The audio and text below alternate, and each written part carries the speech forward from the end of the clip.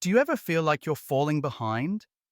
Like everyone else somehow has it all together: sharpened pencils, perfectly organized notes, and steady progress towards their goals, while you're stuck in the same spot, staring at unfinished tasks from the summer, feeling overwhelmed, maybe even a bit guilty.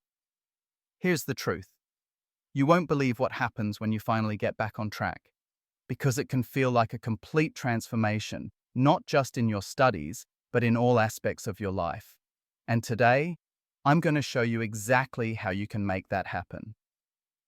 Before we dive in, if you're looking to build a real growth mindset and actually see results from the changes you make, be sure to hit subscribe and ring that bell so you never miss a new episode from the Growth Mindset Project.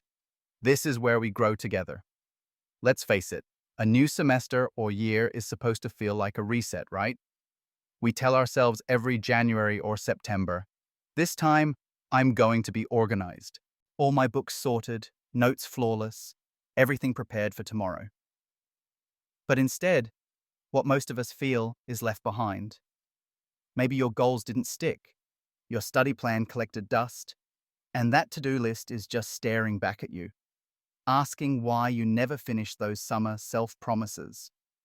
And it's not just you. On socials like TikTok, it's easy to think everyone else is living their main character moment. Studying productively, joining organizations, acing test after test, all while making those ultra-aesthetic notes that seem to scream, "I've made it." Who knew handwriting could make us so envious? But here's the real talk. When you're in that comparison spiral, it gets easy to doubt yourself. You start wondering if you're just stuck. Guess what? Feeling stuck is not a sign that you're incapable. It's just a sign that you haven't yet given your brain the proof that you can do it. You haven't shown yourself evidence that you can actually get back on track and stay there. So, let's flip the script. A lot of us worry we'll get laughed at for trying too hard.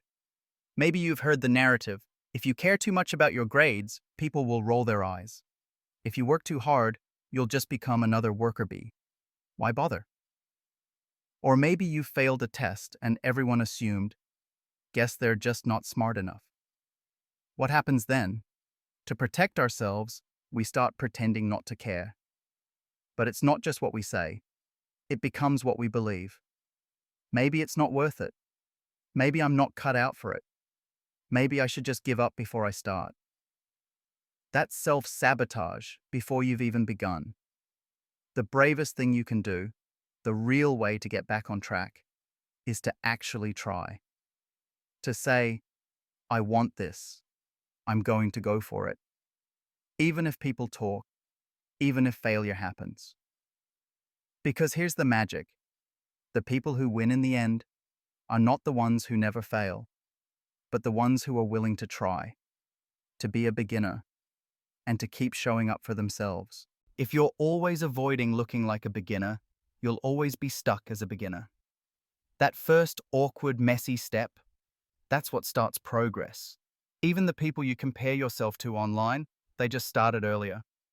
They were simply brave enough to push through those beginner moments. Let's make this practical. You don't need a perfect plan, aesthetic notes, or flawless conditions to get back on track. You don't need a golden sunrise or the fanciest planner at the store. What you really need? Momentum. Just a little bit. One chapter, one practice problem, one honest hour of focus. Start with that. You'll be amazed at what happens. Real story. When I first started YouTube, I barely posted. The big names seemed galaxies ahead.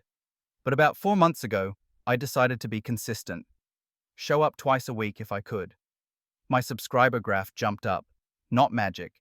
Just giving myself a chance to get back on track with regular, doable effort. My own student journey? Trust me, I've been at the bottom. Failing every test, staring down disappointment, thinking maybe everyone else was right, maybe I should give up. But then I made a shift. What if I just did one thing each day? One chapter, one past paper, one sit-down study session. I kept my progress private. I didn't announce it. And 3 months later, from E's to A stars, my chemistry teacher called me a miracle child. But it wasn't a miracle. It was getting back on track, quietly, every single day. If you're getting something from this so far, take a second, smash that like button, and let me know in the comments below. What's your biggest struggle right now?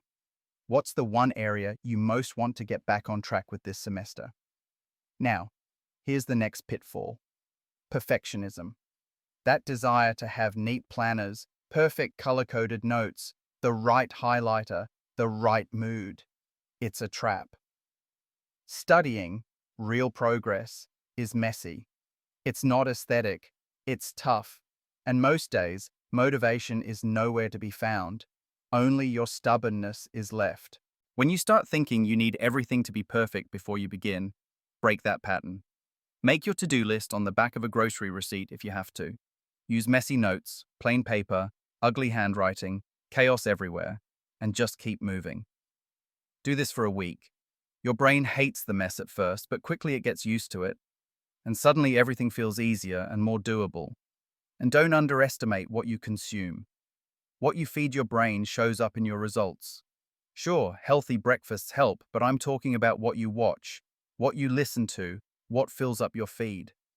If your scroll is full of study rants or negativity, it's going to creep into your outlook too. Try switching up your study environment too. Even moving to a new corner or inviting a friend to a cafe for a study date can flip your mindset. Pick study creators or productivity channels who give you real strategies, not just empty motivation. And when you journal, don't overthink. Let it be raw, imperfect. Ditch the pressure, prioritize realistic tasks, and watch how small changes make the biggest impact. Quick pit stop at the 6-minute mark.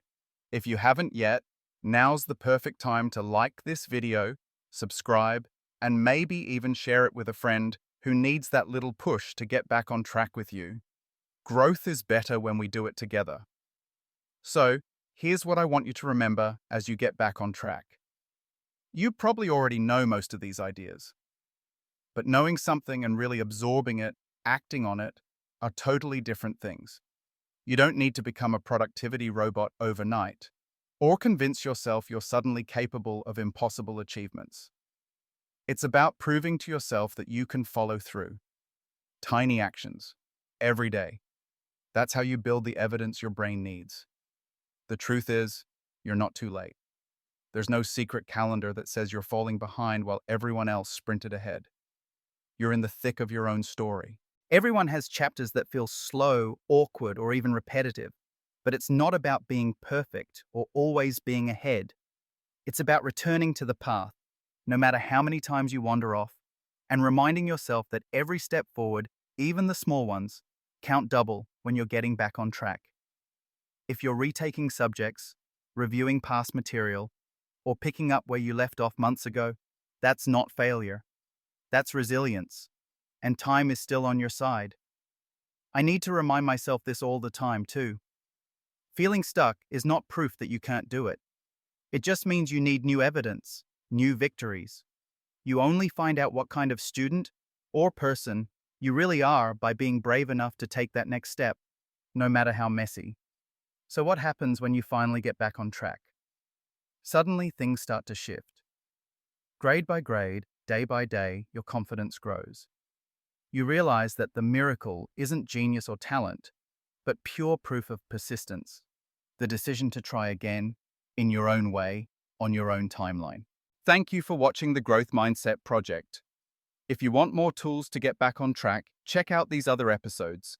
And don't forget to subscribe and tap that bell for more weekly motivation. Your next comeback starts now.